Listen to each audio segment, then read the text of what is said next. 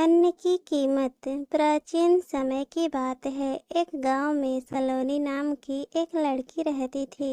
वह दिखने में बहुत ही सुंदर और सुशील थी, लेकिन उसकी एक आदत खराब थी कि वह खाना खराब करती थी। वह थाली में ज्यादा खाना लेकर खाना फेंक देती थी। कुछ समय बाद उसकी शादी हो गई। उसकी सास ने उसको तिजोरी की चाबियां और बाकी सभी जिम्मेदारियां सौंप दी। फिर कहा, वह अभी तक अच्छे से घर चलाती आई है, अब तुमको ही सही से घर चलाना है। सलोनी ने अपनी सास की बात को मान लिया।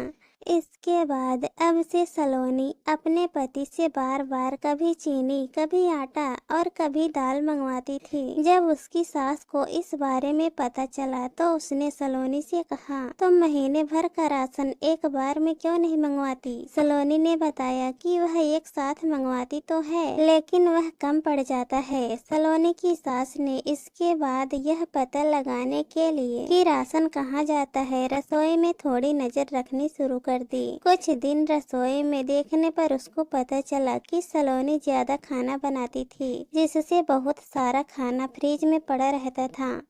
उसने सलोनी को खाने की अहमियत के बारे में सिखाने की सोची।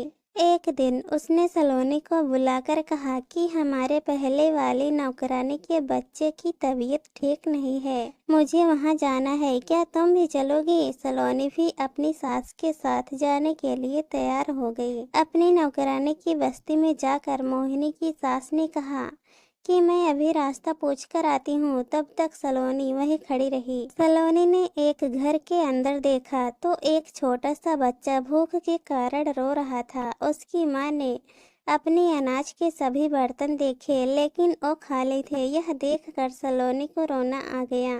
कुछ देर बाद उसकी सास आई और उसको अपनी नौकरानी के घर लेकर आई। नौकरानी के घर जाने पर उसका लड़का बीमार लेटा हुआ था।